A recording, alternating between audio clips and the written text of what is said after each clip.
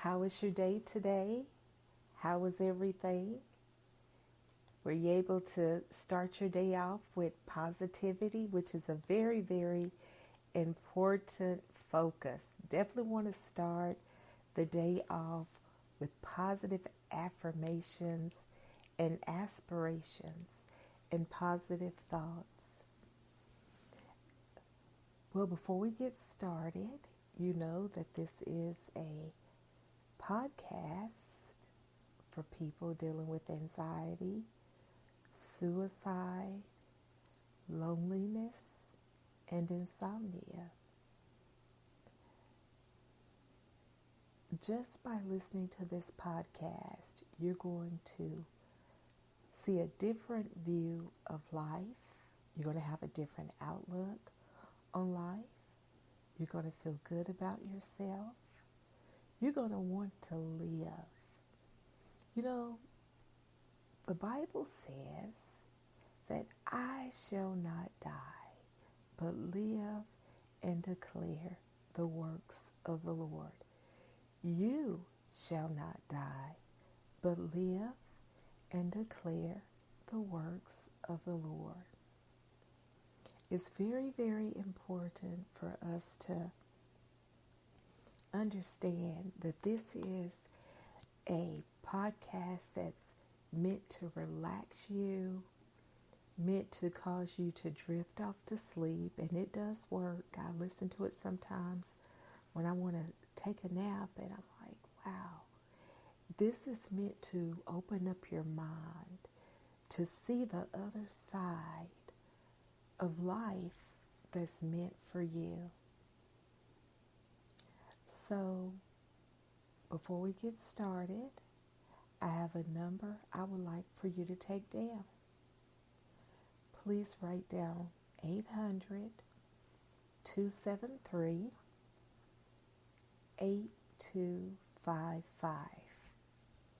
800-273-8255. This number is to the Suicide Lifeline. Please call them at the very moment you feel like you want to hurt yourself or possibly someone else. Also, I would like for you to know this month is very important because it's Suicide Prevention Month. See, there's an entire month dedicated to the prevention of suicide. And I need you to help me to help you do our part. So once you're over that hurdle of having those evil thoughts or those sad thoughts or depressing thoughts or wanting to hurt yourself or someone else, I want you to think about, if I don't hurt myself, this is going to give me the opportunity to look to the left of me or to the right of me and help someone else. So this particular podcast is very special because this story is unique, and this story is all about an invitation. It's almost an invitation for anyone, really, including you. So today, I was reading Psychology Today, and there was an article entitled 6 Reasons Why People Commit Suicide. 6 reasons why people commit suicide. They said the reasons were that they're depressed, they are psychotic, they are impulsive, They're crying out for help or attention. The person has a philosophical desire to die, or the person made a mistake. As I read the article, I was a little perplexed, and I felt the author, who happens to be a medical doctor, by the way, was a little harsh with no compassion at all. So I said to myself, if I were a suicidal person, I would be upset if I read the article and looked at the labels being placed upon the individual or the person or me or you. So tonight, since we're all into labels according to this doctor, let's talk about destroying and dispelling labels of fear, anxiety, loneliness, and despair. Remember, a few days ago, we talked about standing at the banks of the murky brook and how you wanted to get in the water and tread your way to the other side of happiness. But it was impossible because you felt the weight of the world on your shoulders. And when you look to the left and when you look to the right of you, there were lines of people just like yourself standing at that dirty, murky brook, holding on to dear life. But those lines, when you look to your left and you look to the right, every now and then, in faith, someone would take the initiative to place their foot in that water and begin taking those steps. And as you're standing there looking and saying in your heart, I wish that were me. I wish I could do that. And you're watching that person tread across that water. Some people were successful and made it to the other side, and some were not. Some allowed the water to overtake them. But yet and still there's this great desire in you that's saying, I want to live. I want to be happy. I want to be able to be just like that person right there. But I'm afraid. I'm afraid to take the step toward a better life. I'm afraid that if I get right in the middle of life and chaos and danger and excitement, that it may overtake me just like it did the individual over here.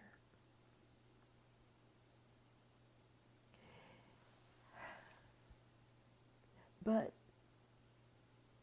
each time you've tried to place your foot in the water, because of what you have experienced in your past, what you're dealing with in your present, it's making you very reluctant and hesitant on having a future. So you allow fear to overtake you and cause you to step back. Tonight, what I want you to do is look to your right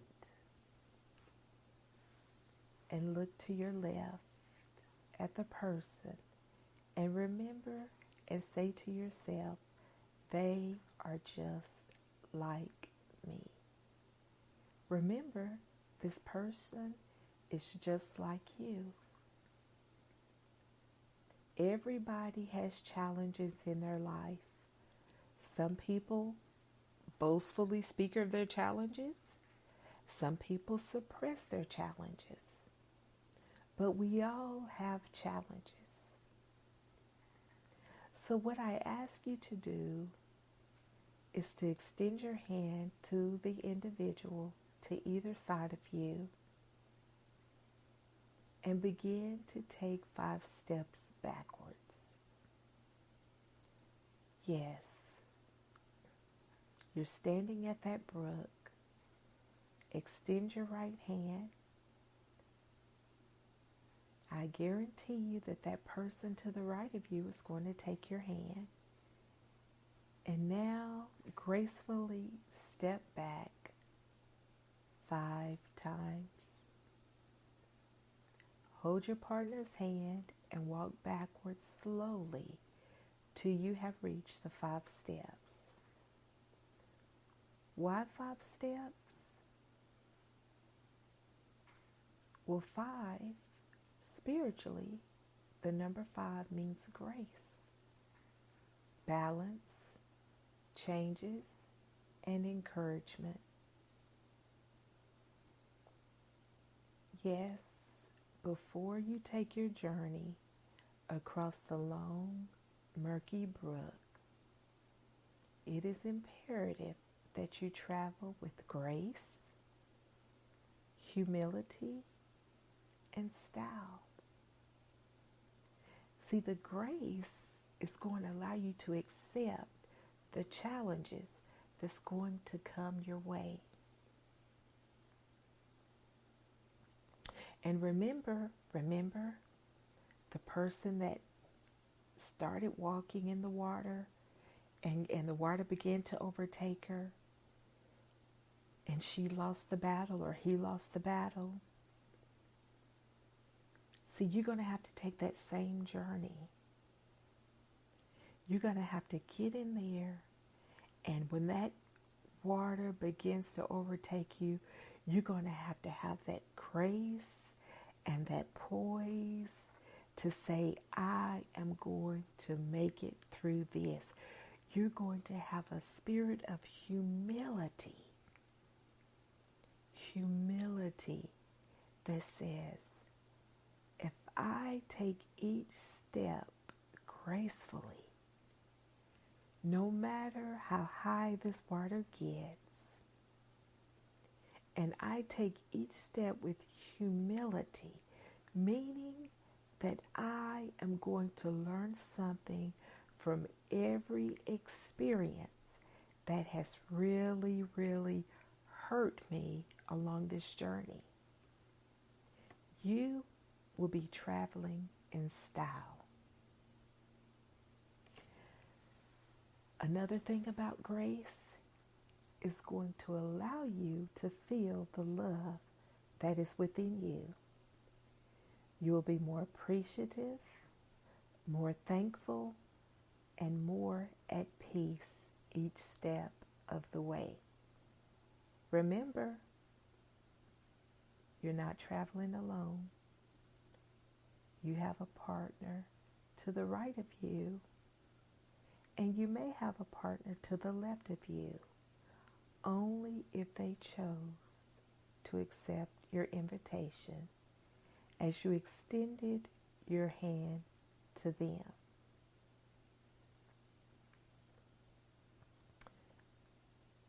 When you are having travel companions, always remember you are accountable to whomever you take on this journey. So choose well. Oh, so you decided to journey with one person. Okay. The person on your right? That's good to know. Let's call this person higher power.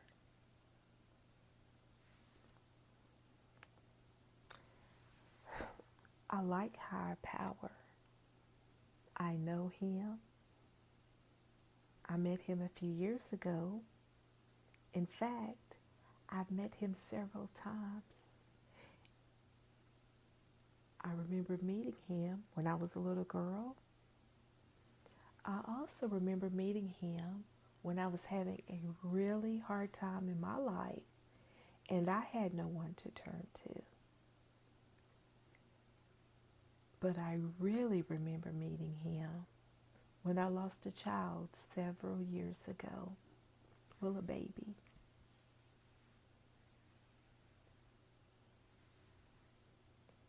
Somehow we formed a bond and we are good friends. I am so glad you chose to travel with him. He is a great traveling companion. He'll listen to you. He'll let you make your own decisions, but he does ask you to confide in him for making those decisions. I know him very well. And once again, I can honestly say you are in good hands.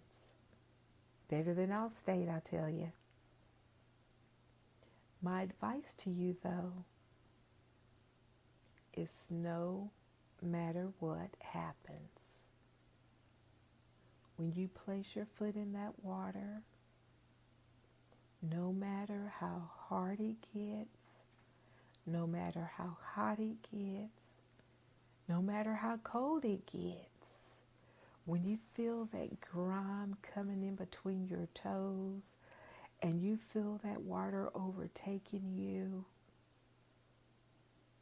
when you feel uncomfortable,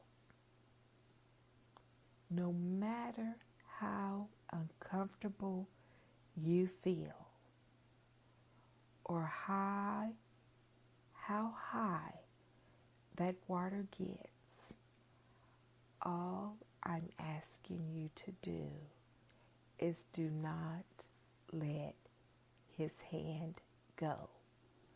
That is your travel companion. He's just as much responsible for you as you are for him. As you are standing back 5 steps, looking at that brook in front of you, when you feel the release to walk, to start taking those steps. But no matter how difficult it gets for you, no matter how much stress you feel, no matter how much pain you feel, no matter how much hurt you feel, no matter what you do, I don't care what you do. Stay close. Listen to his leadership. Take the guidance. Take the criticism. Take the hurt. Take even a little bit of the pain. But once again, I ask you, and I command you to not let his hand go. I love you and I need you. You're going to have a safe journey till we meet again. And as I always say, good night, sleep tight, and don't you dare let those old bed bugs bite. Bye-bye.